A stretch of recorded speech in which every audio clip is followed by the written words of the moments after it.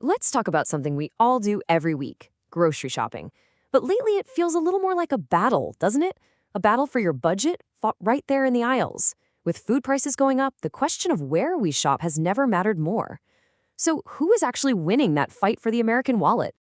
If I asked you to guess the #1 grocery store in the country, who would you say? I bet names like Costco, Amazon, or maybe the fan favorite Trader Joe's come to mind, right? I mean, they're in the national powerhouses we all know. Well, get ready for a twist. According to a massive new survey of American shoppers, there's been a major upset. And the store that clawed its way to the top spot, yeah, it's probably not who you're expecting. So, who came out on top? Let's get right into it and count down the top 3. Kicking things off at #3 is Woodman's. If you're from Wisconsin or the Midwest, you definitely know and love this regional chain. And then in the #2 spot, grabbing the silver medal, is another regional favorite, Market Basket. This is a Massachusetts-based chain that's famous for having some of the most fiercely loyal customers you'll ever see. And America's #1 grocery store is H-E-B.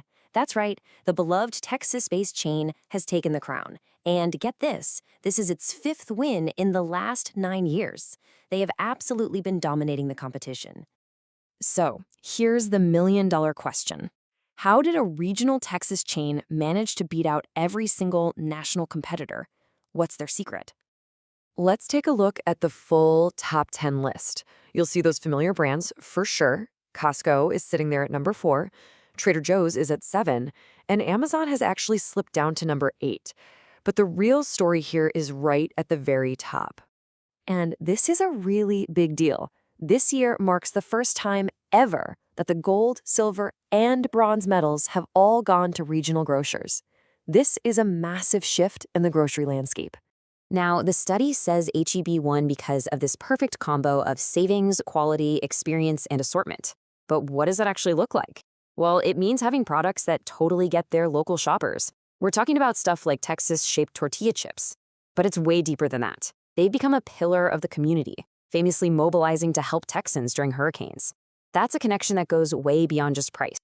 This rise of the regional players is part of a much larger trend. While they're climbing up, some of the national giants are slipping. You know, Amazon was the champion in 2021 and 2022, and now it has fallen all the way to #8, and Sam's Club has dropped a whopping 6 spots.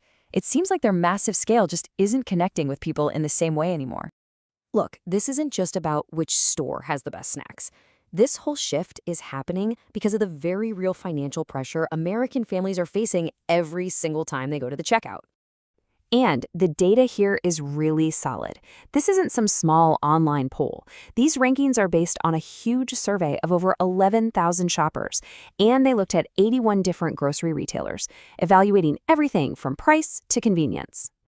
And this chart right here, this is the economic reality that's driving all of our decisions.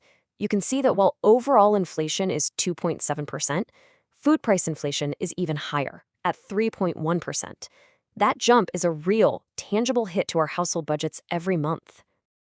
And as Matt O'Grady, who led the study, points out, this isn't just affecting a few people.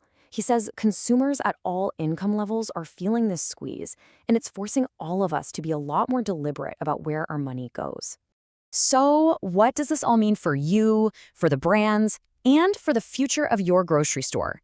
Let's break down the main takeaway. The big lesson here is pretty clear. When money gets tight, a deep, authentic connection to a community is way more powerful than just being huge. It's not only about having low prices, it's about shoppers believing that you have their back. That's built through things like locally sourced products, fair pricing, and just being a real presence in the neighborhood. That's the playbook the winners are using.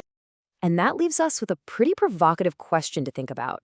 As our wallets get tighter and every choice we make becomes more critical, it seems the most valuable thing a store can earn isn't just our money, but our trust. So in this ongoing battle for your dollar, you have to wonder, is trust the new currency?